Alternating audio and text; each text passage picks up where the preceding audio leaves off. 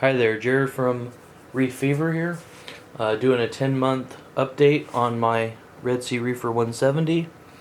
The corals in the tank are, let's start off with the bottom, 24K Milli, PC Rainbow, Spainbow. Most of these corals come from battle corals, by the way. In the lower right-hand section, there are, let's see, Aquatic-Man Table, a Cali Tort, and a PC Superman. In the upper, or the second upper section, which is like in the middle and kind of extends to the right, all the way on the far right, we've got a Schizopolis Sunset, Shades of Fall. Below that, we've got a Greg Hiller's Aqua Delight.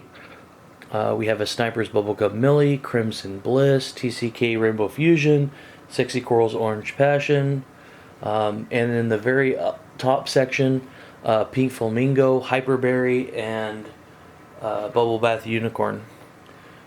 My plan is to get them large enough to where you won't notice a frag being cut, and then put some of those frags in the frag tank to make multiple colonies, and then using the frag tank and then only trimming this when need be.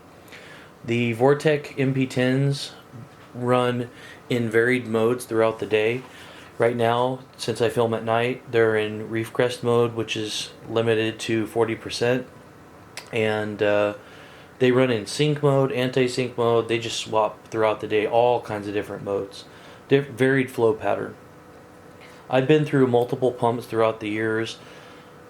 I would say by far my favorite pumps are probably the Tunze's. They, if you can live with the cord in the tank, they're just a great pump. I went with these just because I knew I was going to be mounting them to the back glass, and I wanted the flow to come forward.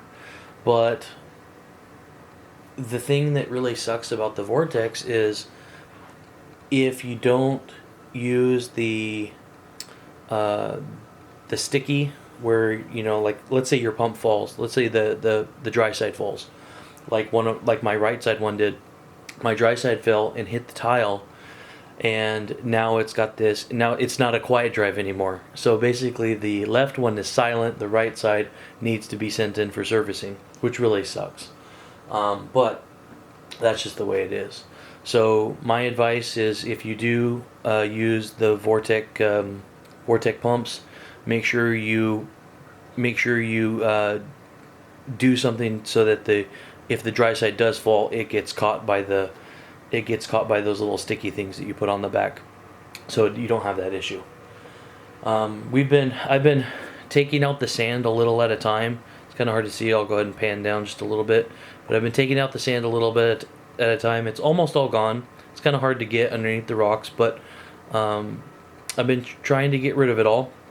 It's really hard to get the detritus in this tank when there was sand, just because of the way the flow goes. So I was going low maintenance, trying to kick up all that detritus, send it down to the skimmer. Everything's covered in coral and algae, so you can see where the pumps used to be. They used to be even with one another, so it'll take a little while to fill in that coral and algae, but it'll get there. And I'm just looking forward to more months of this tank just filling in. Right now, this tank is 24 by, I want to say 19 by about 19 tall, and all that's on this tank is a 4-bulb ATI hybrid, and you don't need anything more than that. For this tank right here, 4 bulbs is more than enough. I only use the LEDs to change the color.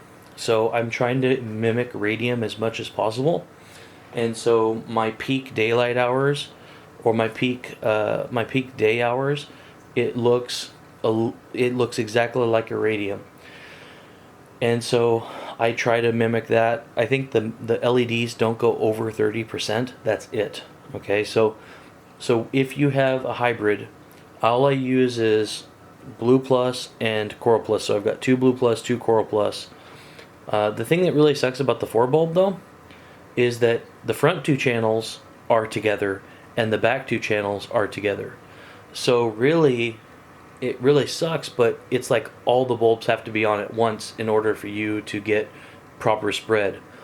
So for those of you that are thinking about, you know, having the outer 2 bulbs be on at once and the inner 2 bulbs be on at once, that doesn't happen with the 4 bulb. That's only with the 3 bulb. With the 6 bulb and with the 8 bulb.